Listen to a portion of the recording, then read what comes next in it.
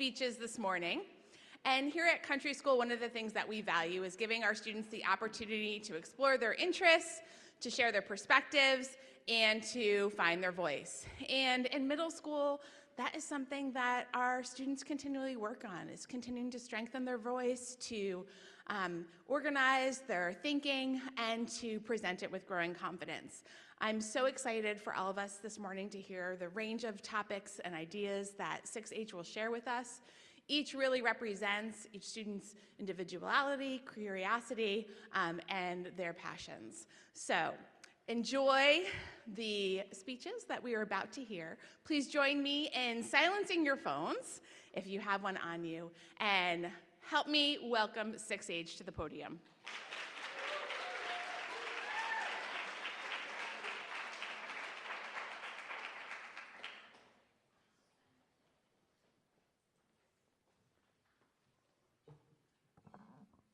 Welcome everyone, and thank you for coming to 6H Speeches. We've been working very hard for weeks preparing to speak about subjects that matter to us. On behalf of my classmates, I want to thank all of our teachers and family members for their help and guidance throughout the process of creating our speeches. We hope you enjoy and hopefully learn something new. My name is Zach Bilden, and I will be kicking us off.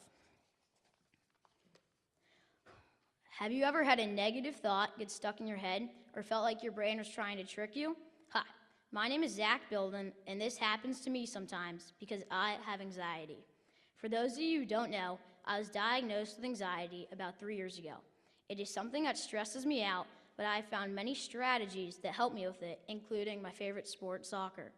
When I found out I had anxiety, I thought it was an awful thing, but after learning more about it, I realized that it was not that scary at all. I go to a great therapist for anxiety, and she helps me massively with it. At home, we call my anxiety the worries.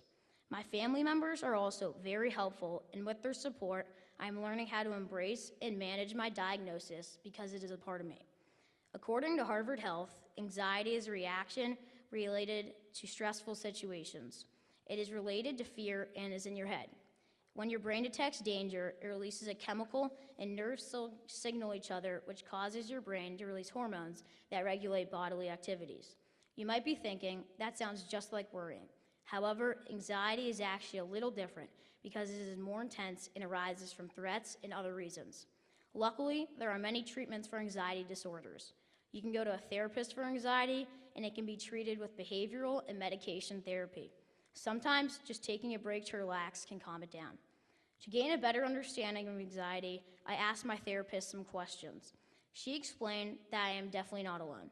Even if other kids in my class or on my team look totally calm on the inside, many of them on the outside, many of them are feeling those same alarm feelings or butterflies on the inside. I now know that I am in very good company, and there are always people who understand exactly how I feel. In addition, she told me that having anxiety doesn't change who I am at all. It is just one part of you, sort of like being a soccer player, having a certain hair color, or being a good artist. It just means your brain is working very hard, trying its best to protect itself. While I can't always flip the switch to off the second I want to, there are many strategies out there to help. I can play the 5-4-3-2-1 game by finding things I see, touch, hear, smell, and taste to help my brain realize I am safe. I can run around with my best friend, my dog Chopper, which drives my mom nuts, but always makes me feel happy. I can take slow breaths like I'm smelling a flower, and then blowing out a candle is another great way to calm the alarm. Lastly, talking about my thoughts with a grown-up I trust usually helps the worry feel much smaller. I have a kind of anxiety called OCD, which stands for Obsessive Compulsive Disorder. These complex words make OCD sound like a huge deal, but luckily I have learned and built support systems that help me keep it under control. For me, soccer is one of those supports that helps me get my mind off anxiety. It makes the anxiety practically sweat out of me. Soccer is a very mind-focused sport, so your mind doesn't even have room for those anxious thoughts. When I'm on the field playing with my team or training with my brothers, I lock in and my mind calms down. Even some of the world's stars like Harry Kane have it and don't let it control them. Even David Beckham has OCD like me. In conclusion, anxiety can be hard, but in the end, your anxiety doesn't control you, you control it. Thank you.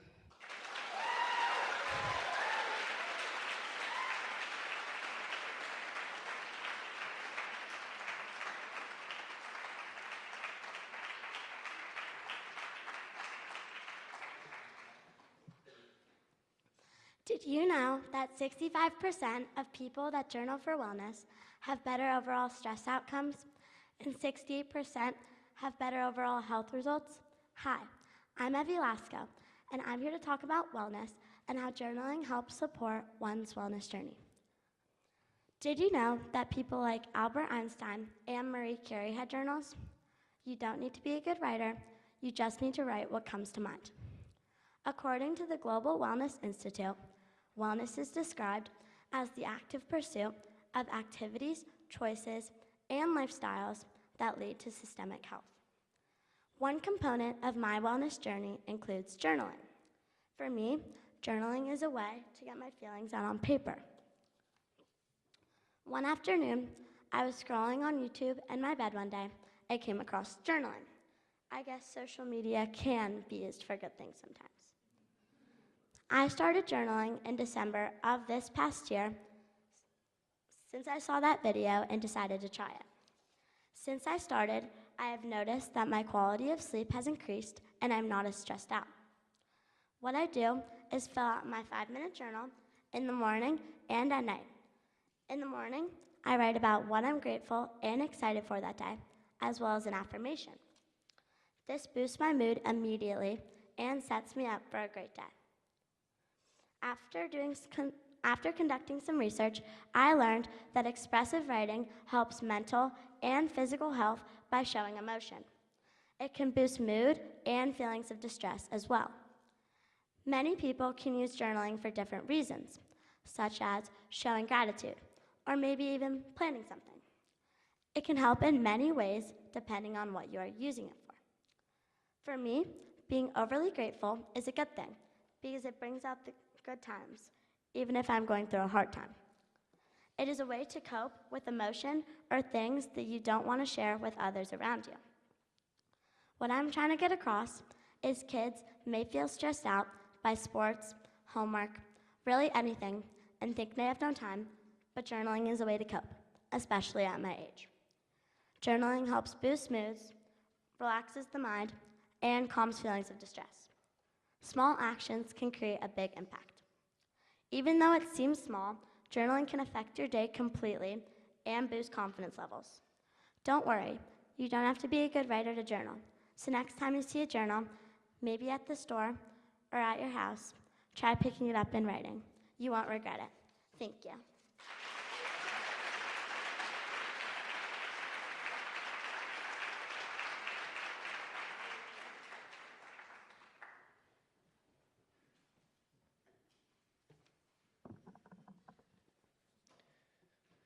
Every year, more than 3.5 million youth athletes get injured and miss out on what they love the most. Hello, my name is Teddy May, and I'm here to talk about how youth sport injuries and how they're affecting sports today. These injuries, like ACL tears, broken bones, and pulled muscles, continue to cause millions of kids to miss out on their childhood sports. I'm personally connected to this topic because last year, 2 of my teammates on my lacrosse team got injured. One tore their ACL, the other broke their wrist. My teammates' injuries have led me to think about the greater impact of sports injuries, which gave me the inspiration to write this speech and to be in front of you all today. One major factor contributing to youth sport injuries is sport specialization. Sport specialization is when kids choose one sport to play for 8 or more months in a year. This can make young athletes prone to injury because if you're playing the same sport year-round, using the same muscles over and over again, which can cause stress and tension. Some ways you or your child could prevent overuse injuries are by giving yourself 1 to 2 days a week for stretching and using other muscles. For example, many of my friends play baseball all year round and just need some time to take a break from baseball to use other sports and balance tension. Although sport specialization leads the category in most youth injuries, it is not the only way to get seriously injured. Another common injury in sports is a concussion. A concussion is a mild traumatic brain injury that affects brain function. Concussions are usually caused by hit to the head or body, which can cause headaches, temporary memory loss, balance loss, and sleep loss. Studies at Johns Hopkins Health and UCLA Health found that 66% of concussions are due to sports collisions. One of the best ways to prevent injuries, especially concussions, is by wearing a Q-collar. A Q-collar is a device that you wear around your neck to prevent concussions by pressing on the jugular vein and restricts blood flow from the brain, which can reduce brain impact and concussions. This can be a major game changer in any contact sport such as lacrosse or football. Youth sport injuries are a huge problem in our sports, but new technology like the Q collar is coming out to help prevent some of these injuries.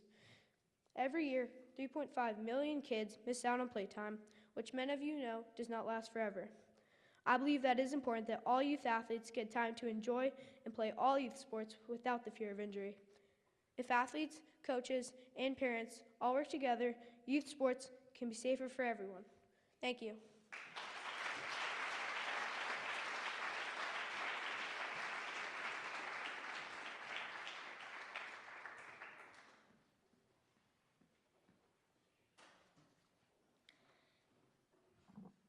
Did you know that over 21,700 children are diagnosed with type 1 diabetes every year?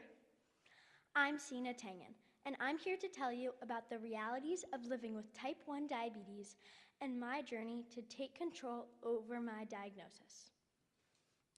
On August 25th, 2025, my whole world flipped upside down. My family and I were traveling over the summer. My family and I were traveling in Europe. We went to my grandparents' house in France with my cousins. Usually, I love playing with them in the pool, but this year was different. I only wanted to read my book and stay inside. Every night, I brought a big glass of water and brought it to my bed. And at every meal, I was eating crazy amounts of food. However, my family noticed that my rib cage was visible, which was a big change. When our trip came to an end and we returned to the US, my mom took me to Sound Beach Pediatrics to get checked out. When I arrived, the nurse took my vitals and then I got a finger prick. She left the room and a few minutes later, my doctor, Dr. Raskoff, came in and took my mom out of the room too. I didn't think twice about it. 30 minutes later, another doctor came in, Dr. Katie. Dr. Katie told me that she thought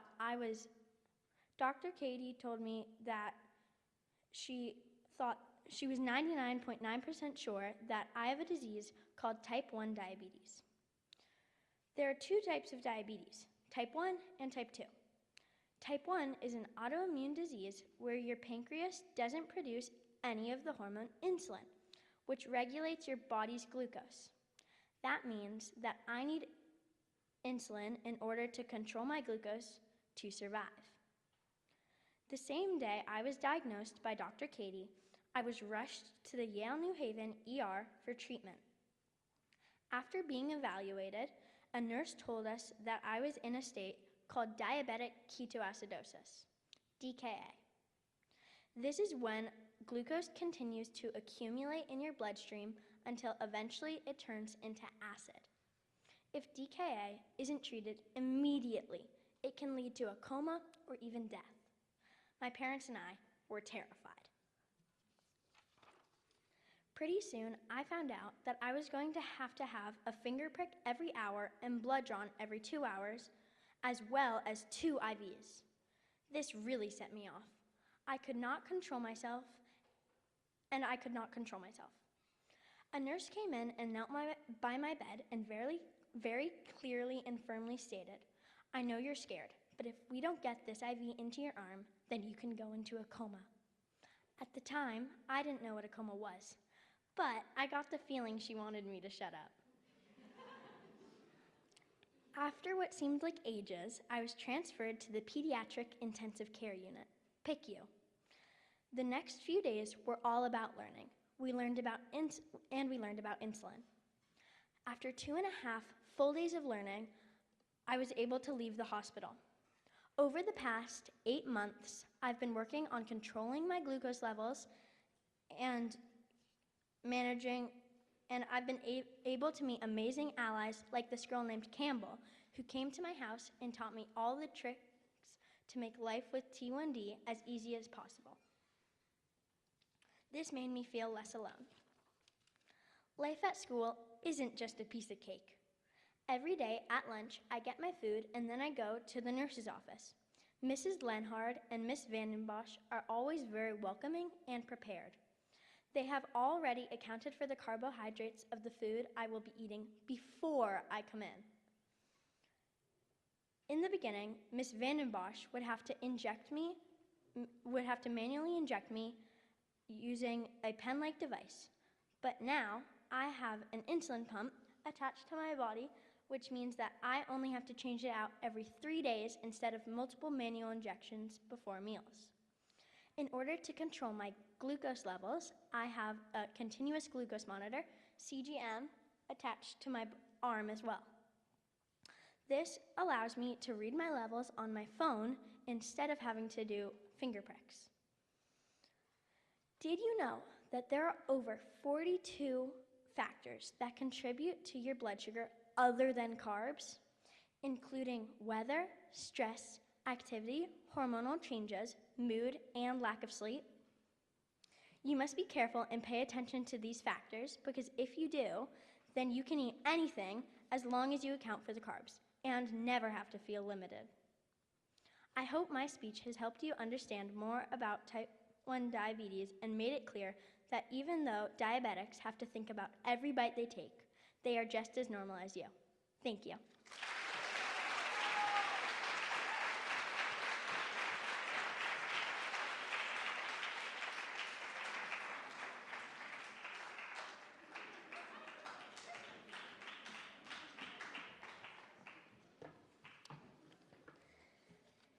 Did you know that out of many famous ballet companies, under 30% are people of color or have a varied body type?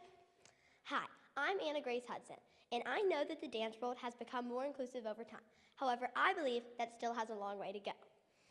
I will also be highlighting people who broke barriers in the dance industry. At my former studios, there have never been boys before. My current dance teacher, Mr. Adam Holmes, has told us many stories about his experiences in the dance world. One thing he has mentioned was that there are fewer job opportunities for men, but it's often easier to get a job because there aren't many male dancers.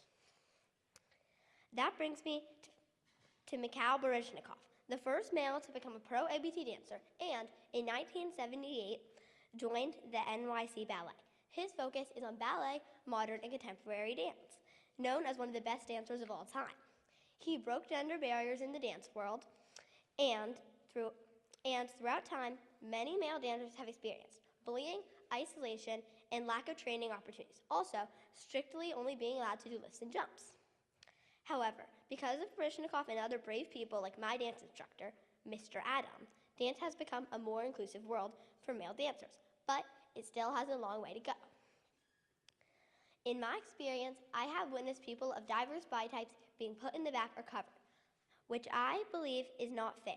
I think dance should be a safe place for everyone. That brings me to Lizzie Howell. She fought the stereotypes of having the perfect dancer body.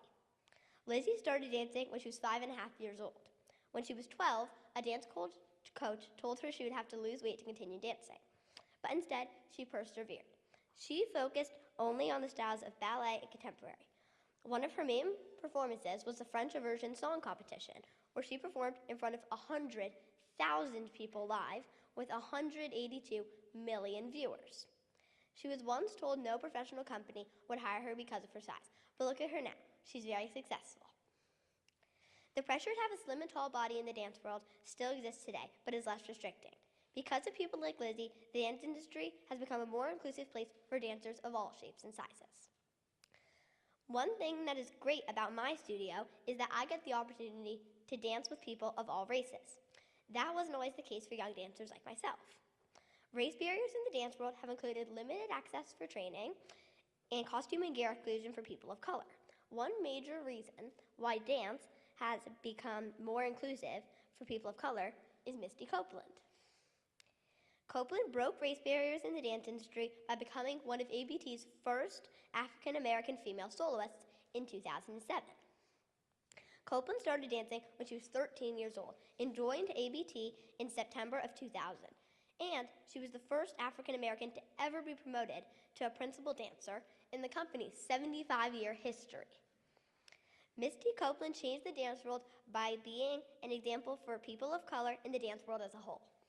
Many people are limited in the dance world because of things they can't control, and that's not fair. When I dance, I feel like I can do anything and let my emotions be free, and I hope that's how you all feel doing your sports too. Dance has become more inclusive, but still has a long way to go.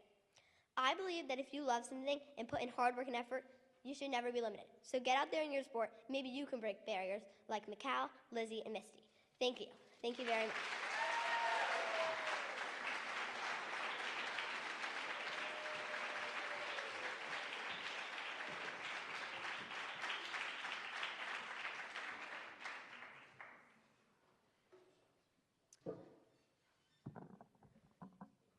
I loved fishing for my whole life, but I didn't realize all the benefits until I looked into it. And what I found might shock you. Hi, I'm Duke Girondo, and today I'll be talking about how fishing benefited my life and how it can benefit yours. I love fishing because it's calming and exhilarating at the same time. I also love fishing because it can be social or solitary. You can fish with friends or alone, whatever you prefer. Research shows there is a wide range of benefits of fishing. It's not just calming and peaceful. A study from the Ontario Park Service explains how fishing promotes relaxation and mental health. One example is that fishing lowers cortisol levels. Cortisol is a hormone that regulates stress. One thing that might activate this hormone is when you have stress and anxiety when you have to take a hard test. Fishing allows you to be in the moment and really connect with nature. What's good about fishing is it makes you focus and takes your mind off of conflict and stress. Fishing can also help with problem solving. One example of this is when a lure stops working that was working before, or a spot that was a honey hole doesn't have any more fish. When something is not working, you must be able to identify the problem and identify and solve the problem. Like in this example, by using new lures or fishing a new spot. Additionally, in an article from Fish Travel Eat, Chris Checky discusses how stillness and focus, as well as being in the moment, are benefits of fishing. The stillness of fishing helps you hear the outdoors come alive. In my experience, it's just standing still, making no noise, listening to the frogs croak, the birds chirp, and the fish jump helps my stress go away. Fishing promotes relaxation and focus. And with that, helps reduce anxiety and stress. This same focus helps with emotional regulation. It helps provide you with a rested, charged mind that helps you think more clearly. When considering focus and balance, you can think of your mind in terms of your body's gas tank. Fishing is almost like a day of relaxation on the couch. Giving your body time to recover is like taking a break after unloading a moving truck for a long period of time. Not long ago, I entered the George Cogswell Fishing Derby. On the day of the Derby, I woke up at 6 a.m. and got to the pond at 6:15 a.m. So much preparation went into this event, like planning what lure to throw, what the weather would be like, and most of all, planning where the best spot for fishing is. All that hard work ended up paying off because I ended up winning. When I won, I was not caught up in winning. I was only thinking about how calm and focused I was. Afterwards, once I had won, I felt so jubilant and happy. It wasn't about winning. It was just about being in the moment and catching the first fish. From what the evidence provided, I think there are a wide variety of benefits to fishing. So if you know what's good for you, you'll start fishing. Thank you.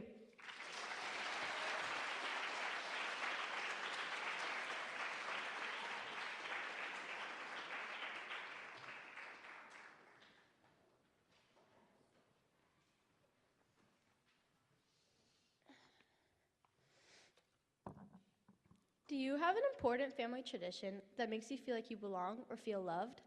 Hi, I'm Maeve Zorab, and I want to talk about how family tradition shows a sense of belonging and how it makes you feel closer to your family. To start off, did you know that family traditions have been linked to parenting competence, positive child adjustment, and happiness?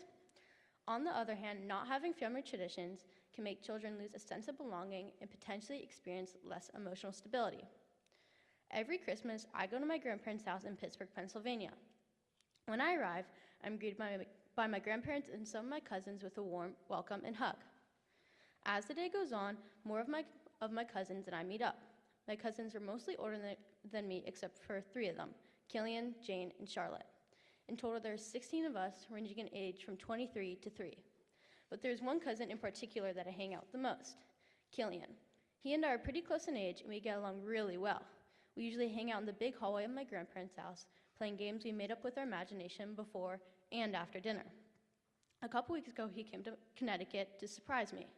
While he was at my house, we played video games in my playroom, played basketball outside, and went to Brendan's 101. But it's always more fun in Pittsburgh. When I'm with my whole family, I feel amazing. So much so that when I have to leave, I cry because I had such a good time hanging out with them, and I know I will miss them. Undoubtedly, this tradition is very important to me because my cousins are so much fun, and I usually find myself playing all sorts of games with Killian in the hallway or basement, watching a movie at night with everybody, baking cookies in the afternoon, and playing board games like Scrabble after dinner. But the point is that whatever we are doing, we're always together, talking, laughing, joking, and having fun. Some rituals become magical in a child's mind. For me, it's celebrating Christmas with everybody I love and adore. Traditions simply improve holiday enjoyment. They amplify family closeness and involvement in the experience. Rituals are also central to family life, such as attending religious services or ringing in the new year with noisemakers. So you should ask yourself, what makes your family tradition special? Who do you love to hang out with the most? And how do you spend your time hanging out with the people you love? All these questions could be answered by a family member, but only you can truly answer these questions because you are the only one who can read your emotions the best and know what makes you feel the most loved. Creating lasting family traditions not only can help you understand your roots and draw your family together, but it can also make you feel a sense of belonging and emotional stability. Going to Pittsburgh every year makes me feel an emotion I don't usually feel throughout the year. It's something deeper and more profound. I hope you have a tradition and family that makes you feel loved and special like I do when I go to Pittsburgh. Go Steelers, thank you.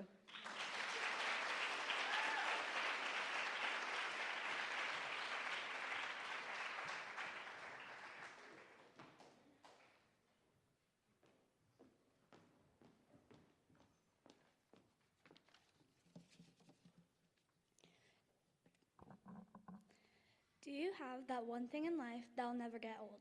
That no matter how hard you try to push it away, it keeps rolling back to you? It crashes into you with emotion, like a wave? Hi, I'm Alexa King Marvin, and today I'll be telling you how surfing the waves of Encinitas, California has helped me handle my anxiety disorder. When I was in the 3rd grade, my family and I lived in Dallas, Texas. That year, I was diagnosed with an anxiety disorder.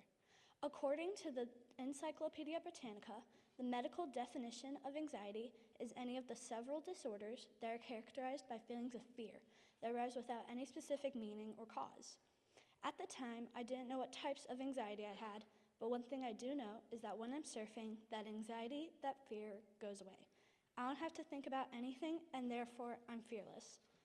When I was 5 years old, my family decided to look for a house in California. We found one up the hill from Moonlight Beach in Encinitas. That was when my dad signed me up for surfing lessons. And that choice is still changing my life now, 7 years later. I didn't realize how much surfing would play a part in my everyday life. Surfing takes away the noise of everything. It's weird, but I can't describe it. Whenever I tell people this, they say, so it makes a calm space for you. But it does so much more than that. It's indescribable. It's a place where I get to choose what and how I surf. It also helps me make my own life choices and decide what I want my life to look like. I would not be the person I am today if my dad hadn't signed me up for my first surfing lessons. This year, I was diagnosed with generalized anxiety disorder, or GAD, social anxiety, and panic disorder. Anxiety disorder is a lifelong mental illness, so I'm learning how to deal with it in an effective and fun manner, and surfing is one of my tools. When I'm out there in the ocean, it's just me. The refreshing spray, the cool, salty mist in my face, the color of the water, the feeling of my wetsuit and hair getting drenched. I see surfing as a sport and a tool for my disorder. When I am surfing, I don't identify as a person. I'm just part of the ocean, and it's an experience like no other. In the ocean, I can be whatever and whoever I want to be. It helps me make sense of belonging on the waves or in our small town stronger. I love living here in Connecticut, but Cali is my home. My soul lives there even if my body's here. I'm a surfer girl, and that will never change. Because the reality is, if you really love something, you won't let anything get in your way. So I hope that you can find that one thing that you really love with all your heart, because it can really help you make it through life, making it exciting and enjoyable. Thank you.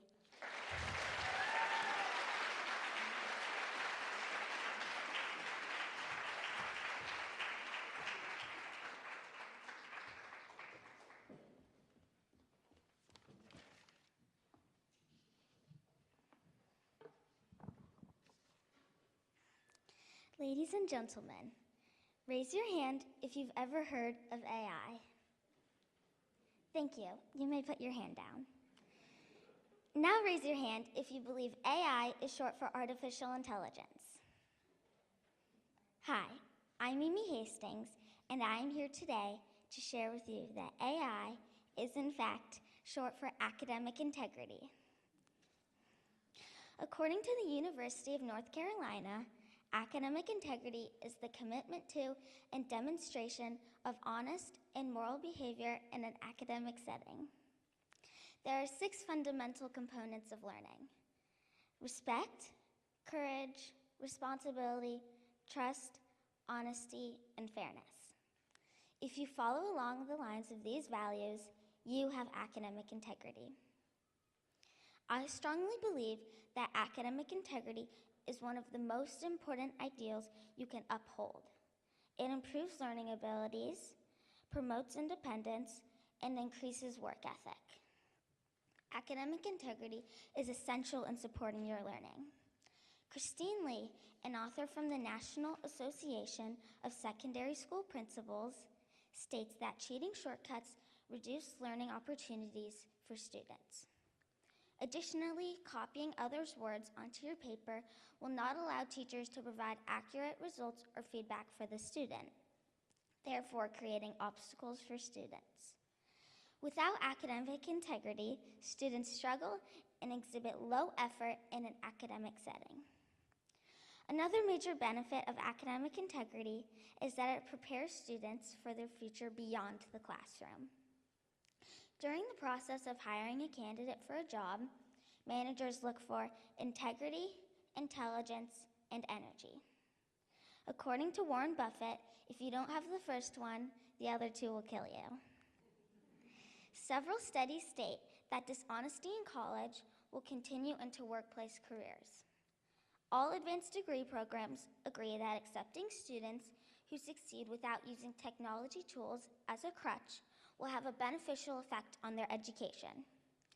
By preparing for your future as a student, you will have positive habits that will help you throughout your ongoing career. Lastly, academic integrity supports work ethic. Feeling proud of your honest work is a true outcome of integrity. As a 6th grade student at country school, I strongly care about my own academic success. This year, showing academic integrity in school has had a positive impact on my self-worth. Experiencing outcomes of success as a young student will set the stage for a successful future.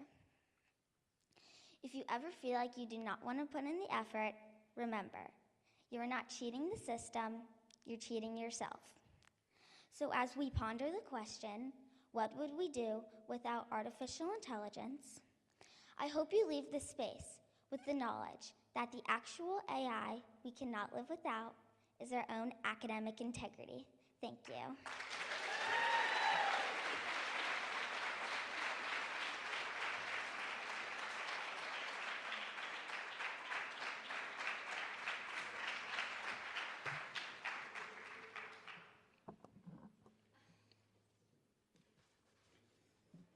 Are you proud of your heritage? And if you are, can you name one thing of why you are proud? Good morning. My name is Ethan Canales, and I am a proud Peruvian American. My Peruvian heritage affects me in day-to-day life in different ways. Being proud of my heritage makes life unique because I eat different foods like ceviche, quinoa, and other traditional Peruvian cuisines. In addition, Spanish is my primary language at home. However, the main reason I'm proud of being Peruvian It's because we're not just Peruvian. We're from the Incas, where builders, artists, and mathematicians made us one of the most successful empires in all of history. Recently, I went home from school and thought I should probably ask my parents for their opinion on why they are proud of being Peruvian. I asked my mom what made her feel proud, and her answer was, "I'm proud of being Peruvian because we push through tough times and thrive anywhere we go." She also said, "We have great food and dance, and our culture is immensely large." I then asked my dad the same exact question. He said, "The reason I'm proud of being Peruvian is because we were from a millionaire culture where we were one of the most advanced and largest empires. We perfected farming, found advances in medicine, and invented new technologies." Being connected to your culture makes you proud. It affects your emotions and acts as some sort of shield. You are part of something bigger than yourself. In my culture, traditional dance is very important to us. It's strict, and you must be perfect. My parents introduced me into traditional dance a few years ago, and I was hooked. Before that, I used to play mostly a lot of video games, but now I practice the dance that has been practiced by my people for generations. An inspirational Peruvian who has written about this topic is Inca Garcia de la Vaga. He wrote extensively about Inca culture to preserve its royal traditions. In a book he wrote named Royal Commentaries of the Incas, he stated, "The Incas' goal was not to merely conquer, but to enlighten, to bring order and establish laws that were beneficial to all of their people. The reason why you should keep this information in mind is because it's important to keep the culture of where you're from alive. Having pride in my Peruvian culture gives me the feeling that I'm part of something bigger than just my family. I hope you all can have the same feeling and understanding as I do. Thank you."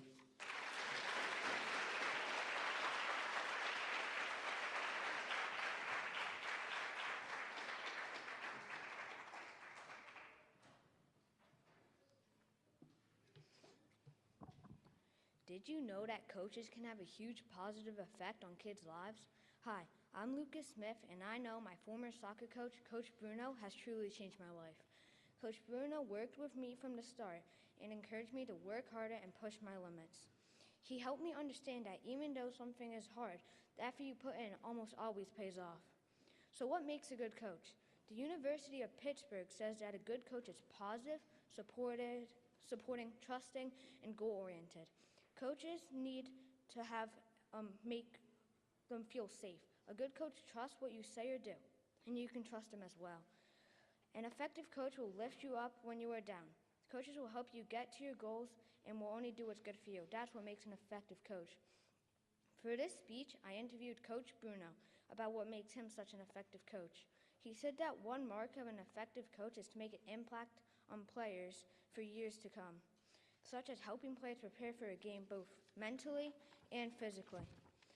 Another factor he emphasized was the power of making mistakes. He said, "Since I was a player, I wanted to help guide boys to become even better than I was. Everyone learns from their mistakes, so I'm trying to help players understand they can use it as fuel on the field instead of a distraction." Something that made Coach Bruno such an effective coach was his coach when he was growing up. He said that his coach was constantly yelling and blaming players for losses, but taking credit for wins. He said that it felt awful and that he never left a training session thinking why I learned something new today or why all the work practice was needed. This experience made Coach Bruno the complete opposite coach outside of being a bit tough on his players. He makes sure his players understand the why and is patient through wins and losses. So basically, Coach Bruno had a bad coach, and he wanted to give kids what he didn't have to make them better.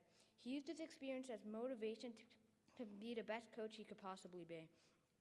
In conclusion, coaches are very important in kids' lives and should have a positive impact on them.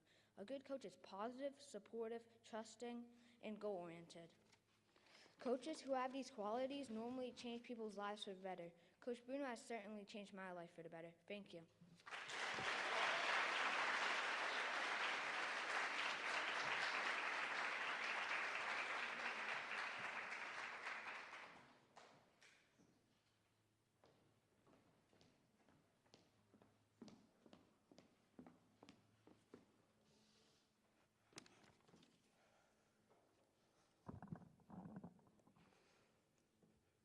In 2023, over 380,000 children were hospitalized in the United States for many reasons, such as RSV, long COVID, the flu, and more.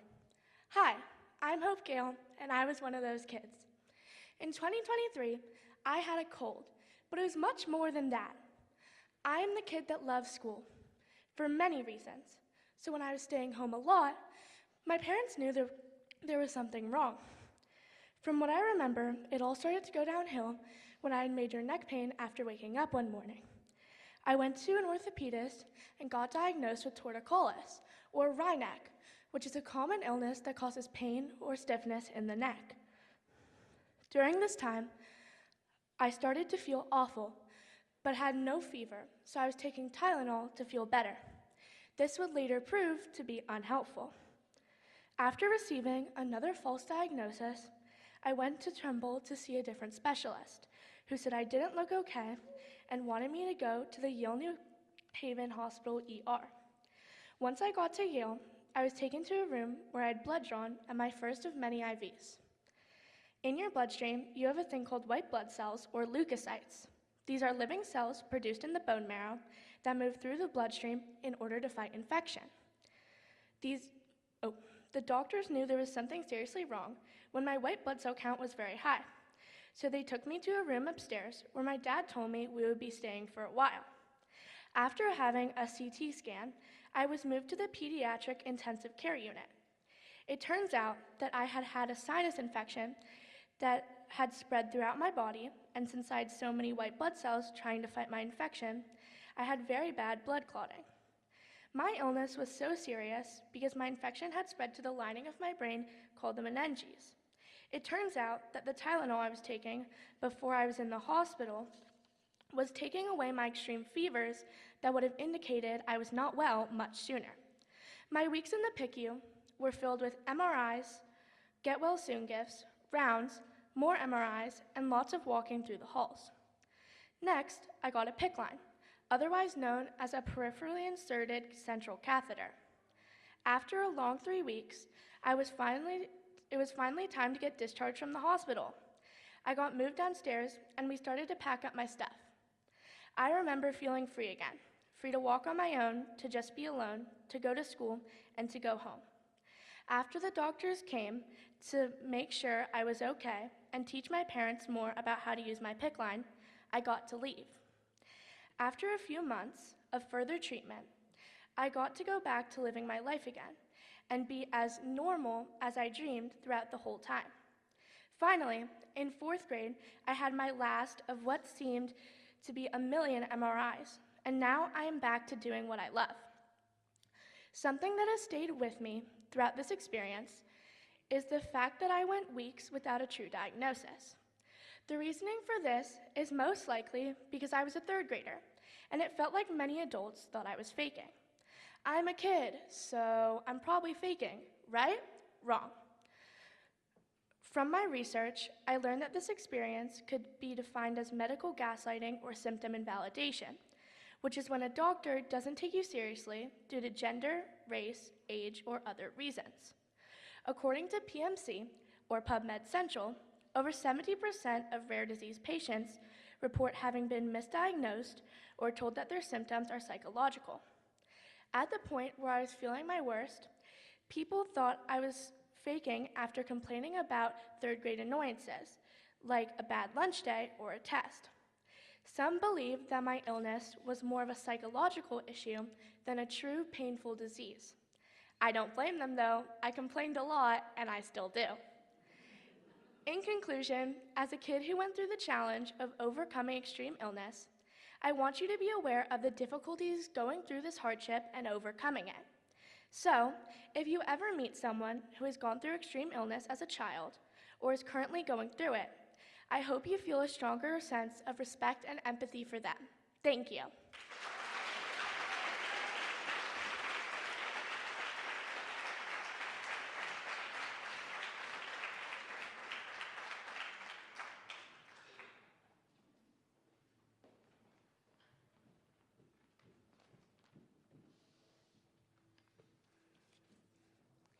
Did you know that by signing your child up for team sports, you could change their lives forever in a positive way? I'm Ellie Bowen, and I believe that all kids should have the access to play team sports. I've been playing on a team since as long as I can remember, and it's helped shape who I am today. This is because my parents made the choice to sign me up for team sports when I was young, and I thank them very often for it. Team sports have helped me build so many special bonds with my teammates and coaches. Some of my teammates are my very best friends, and my coaches push me to be my best self by giving me encouragement and celebrating my accomplishments. Team sports have helped me push to reach my potential and try my best. Playing on a team gives me a sense of belonging, and it has helped me to learn how to work with others, a skill that I use on and off the field. I love team sports, and I see the benefits every day. All of these experiences have helped me to become a better person. Team sports are also proven to help kids develop their mental health and social skills. One example is being able to look at the bright side of things and for a positive outcome. On the field, the power of positive thinking goes a long way. Being on a team also helps kids manage their time, work through challenges, and concentrate, which can lead to better grades. It helps kids develop grit to overcome challenges in school and out of school. In the end, student athletes often have better grades, which can lead into getting into a good college and getting a good job. Being on a team has physical benefits as well. When kids move around and run, they keep themselves healthier because they burn more calories. This helps lower the risk of obesity when they're older. Kids also build endurance, which helps people keep going in difficult situations. When kids get exercise, they're able to focus better in school. Exercise keeps kids happy.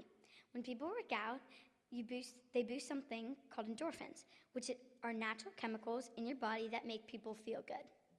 All of this leads to a happier and healthier lifestyle. In conclusion, all children should have the ability to participate in team sports because it boosts mental and physical health, leads to academic advantages, and helps kids have the potential for a better life outcome. So go sign your kids up for team sports. Thank you very much.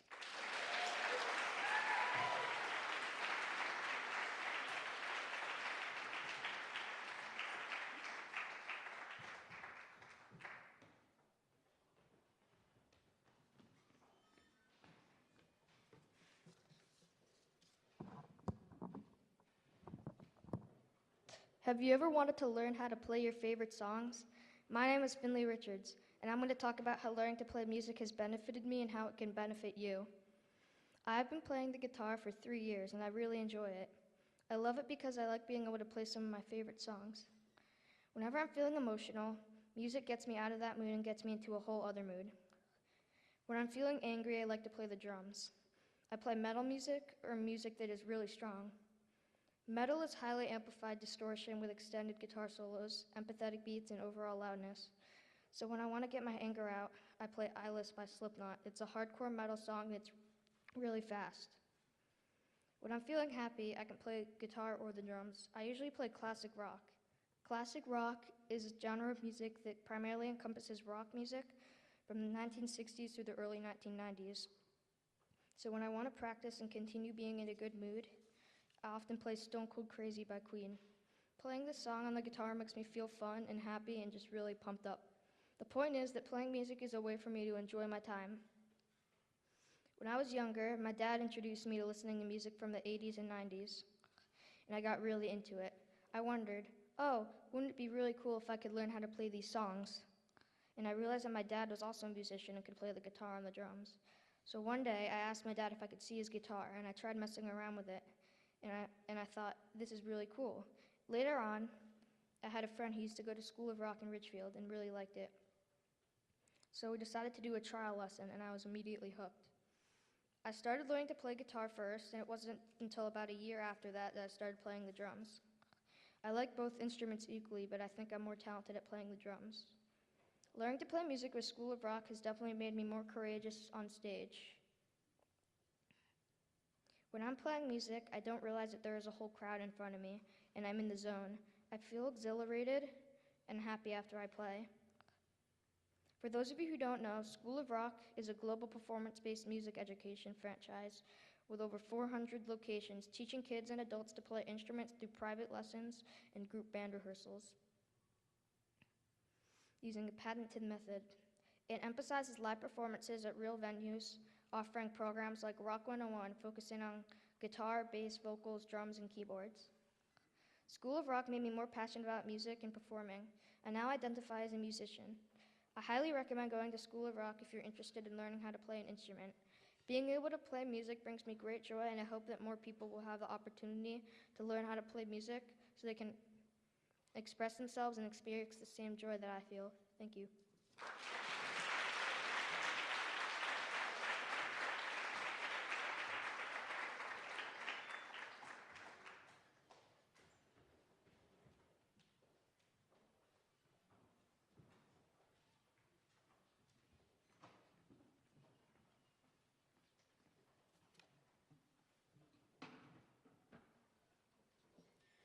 Did you know in that the 2023 National Survey of Children's Health, it was found that 61% of youth ages 6 to 17 played on a team or took lessons? The data drops when you look at states like Florida and Nevada. This isn't good. Hi everyone, I'm Jeremy Revolorio, and I think that more kids in the United States should play sports. In 2022, my dad turned on the World Cup, and that's when I fell in love with soccer. Seeing Messi play brought me happiness because it was the first time I liked soccer due to what he accomplished that year. With this inspiration, I played after the World Cup. I worked hard and began winning trophies with my team. This inspiration also carried over to other sports I play like baseball. Today, I've been playing tons of sports and it's been really fun. Did you know that playing sports helps kids learn for respect for authority and rules? Children who play sports learn to take guidance and accept constructive feedback from coaches.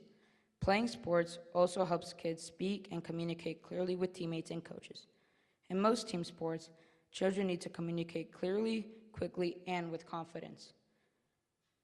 While kids also pick up these skills in school, a competitive setting allows them to obtain more real-world experience. This is a good thing because it lets kids realize that some things are wrong and not right. You probably know that sports helps kids with physical health, but it also helps them with mental health. Most kids' brains expand and grow while they are active. In my experience, most kids like playing sports because they have fun learning and improving their skills through exercise. According to a study conducted by Peachy in 2014, the National Library of Medicine tracked kids from kindergarten through 4th grade, and physical activity in general improved academic achievement, including grades and standardized test scores. So playing sports also helps kids improve their grades, which builds self-confidence. Additionally, sports improves physical health. Regular physical activity benefits health in many ways, including help to maintain healthy bones. Playing sports is healthy because it helps with your physical health. Sports are really important to me because it's fun to win and play sports with my friends. Plus, the feeling of getting the winning hit in baseball or the shot that would have ended it all in soccer is just exciting. Now, about a month ago, I was in a soccer final, and I was nervous, but because of my experience, I was ready and we won. I think that all kids should play sports because it's really fun and exciting. Thank you.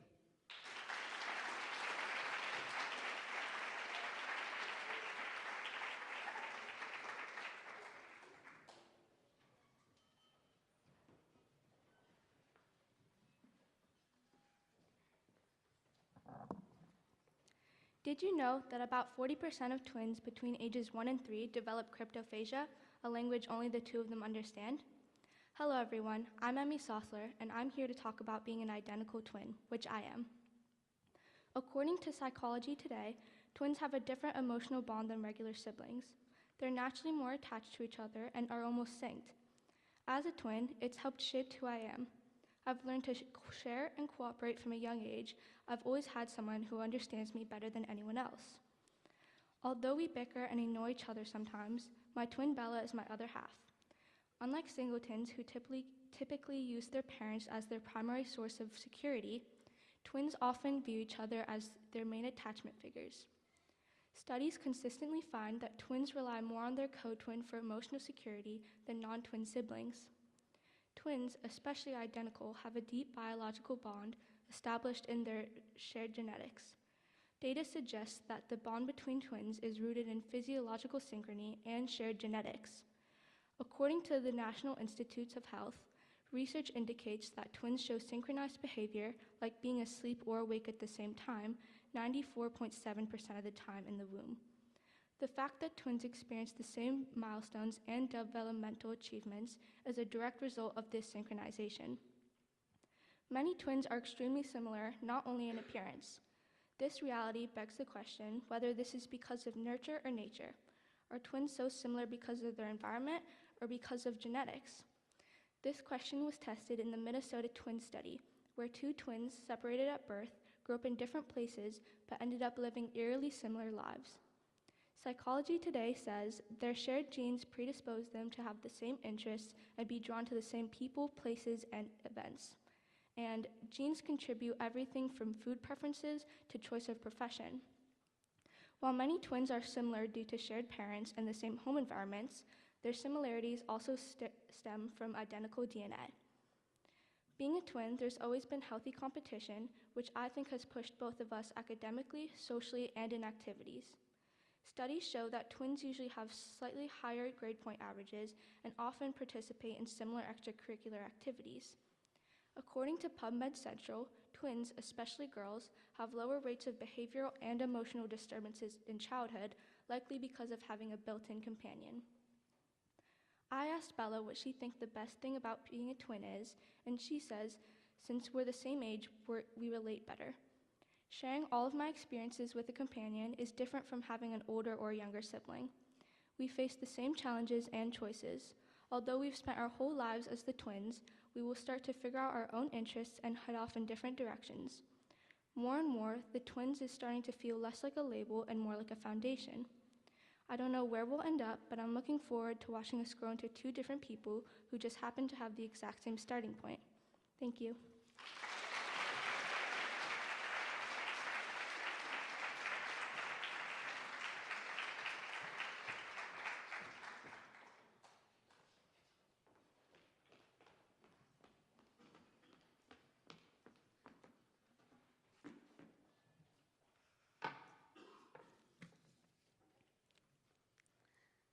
Imagine going to a routine doctor's visit and finding out you have an incurable brain cancer called astrocytoma.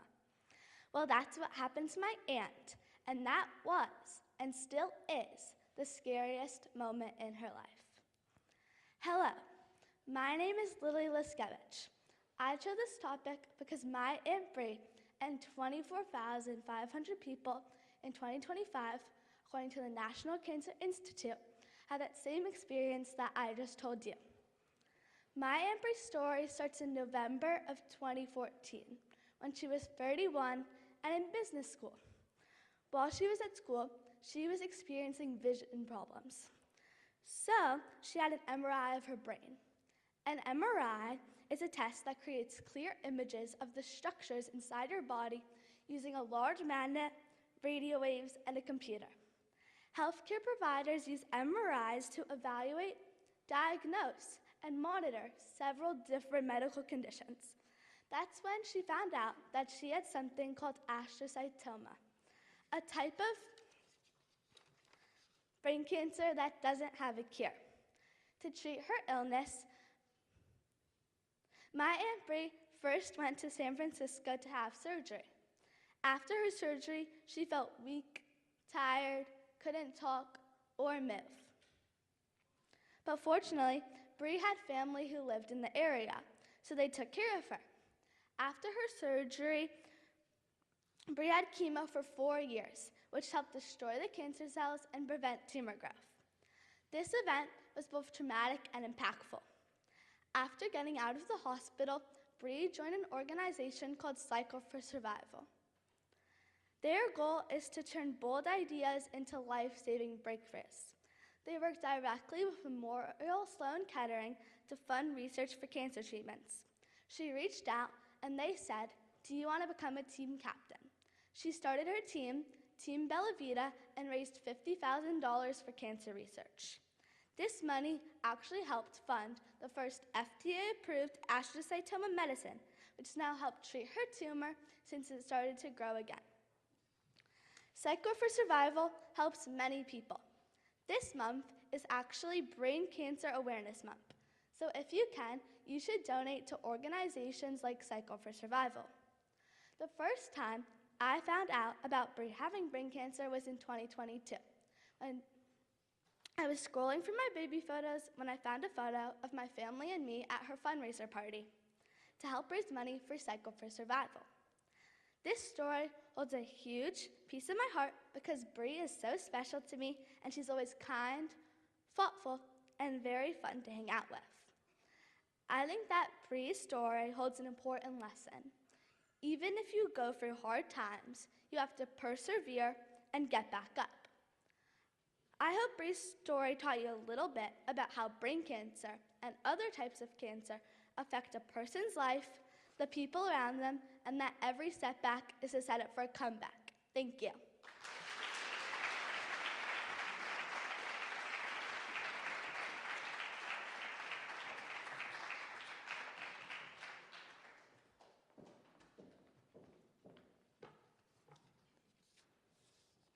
Have you ever noticed a plastic bottle just floating in the ocean and wondered where it came from? Did you know that right now, in the middle of the Pacific Ocean, there are 1.8 trillion pieces of trash, twice the size of Texas, floating and impacting our ocean wildlife? Hi, my name is Quincy Savage, and today I will be talking about ocean pollution and how it is ruining our Earth. To start things off, I love the beach. I think it is such an amazing and beautiful place. For as long as I can remember, the beach has been my favorite destination, especially in Bermuda when my family spends time on vacation. The ocean sparks the flame in my body and immediately makes me happy. But the fact that people are littering in it is horrible, and I hate it. I hope people can start caring more about our oceans and beaches as much as I do. Although the ocean looks beautiful in places like Bermuda, under the surface, it can have so much trash in it. As mentioned earlier, that trash pile in the middle of the Pacific Ocean, which the Ocean Cleanup Project identified years ago and continues to track, weighs about 79,000 metric tons. That's 176 million pounds of plastic. This patch is located about halfway between California and Hawaii and circles in rotating currents. 46% of the Great Pacific Garbage Patch is made up of fishing nets that have been left behind. Fishing nets are very dangerous for animals that could come into contact with them and get stuck.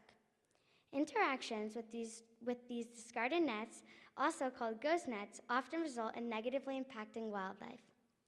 Did you know that 100,000 sea animals die every year from plastic ingestion and entanglement? Furthermore, studies have shown that microplastics have been found inside marine animal bodies that cause physical damage and reproductive issues across the food chain. Recently, researchers have started to categorize the plastic they collect from the ocean into 4 groups: super tiny microplastics, megaplastics, mesoplastics, and macroplastics. All of these types of plastics are so bad for the earth and can sometimes end up in our own food chain, given that the fish we eat are unknowingly eating these plastics all the time. It is a problem that is only going to get worse if we don't do something about it. I think we should start caring more about our animals and focus on keeping them in a safe and cleaner ocean with no trash. People litter so much, and each little piece of trash hurts the earth even more, day after day after day. We should start cleaning up after ourselves and making sure to care more about our world, and especially our beaches and oceans. To help with the effort, you can donate to organizations like the Ocean Cleanup Project. In conclusion, the ocean isn't just a garbage can. It is a natural, continuous body of salt water that has incredible wildlife living in it. So the more you ruin it, the more you hurt a living creature. So next time you think about littering, think about this. Be a part of the solution and not the plastic pollution. Thank you.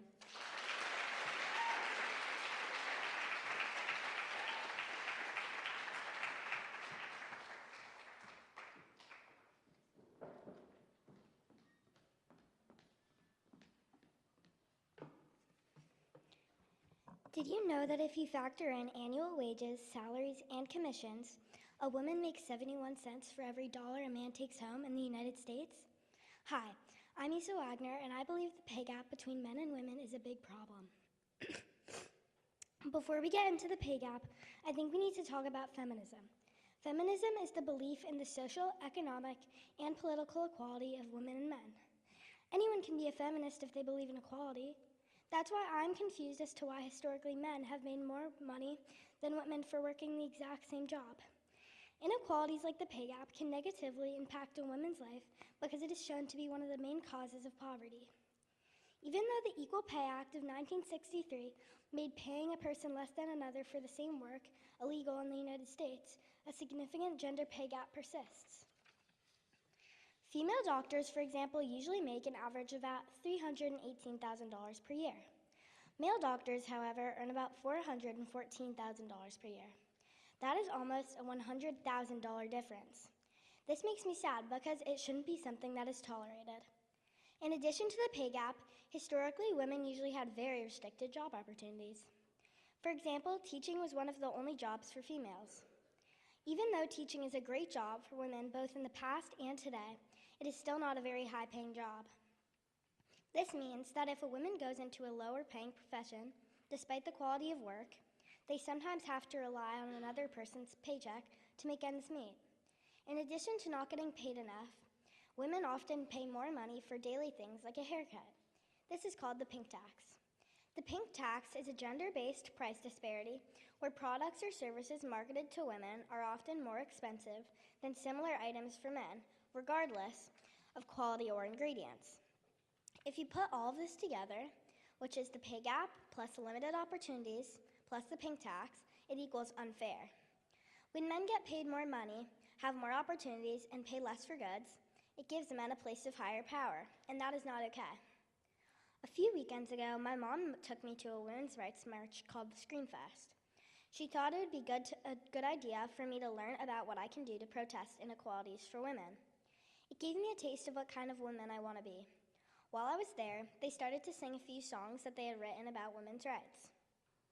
Then they gave us 15 minutes to just scream about what we thought was unfair. And boy, did we scream. I scream, you scream, we all scream democracy. I then interviewed one of the co-organizers named Alyssa. She told me that there is a lot going on in the world right now that is scary, so marching together makes it a little less scary. After that, I asked her if protesters ever come. She said, yes, protesters do come, but we've never had any problems so far. When I asked her why she organizes these marches, she said people need to realize that we are not going to be silenced. When I'm an adult, I want to be an activist, a dancer, a singer, a businesswoman, and an actress. Fortunately, in today's world, this is more possible than it was for my grandmother. If I can achieve these life goals, I want to be paid the same and treated as the man working the same jobs as me. If I have children, I want them to be paid the same and to know that the pay gap, fewer opportunities, and the pink tax are not okay and should not be a normal thing. Women deserve more. Thank you.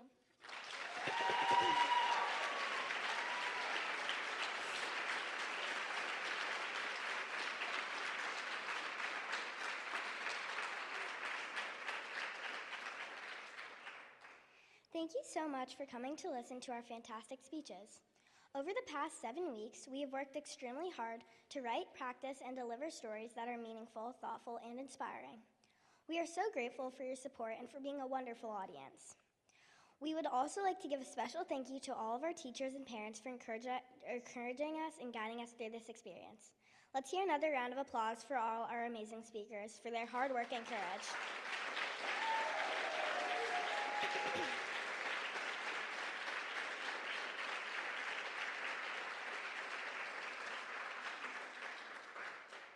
Thank you again, and we hope you have an excellent day.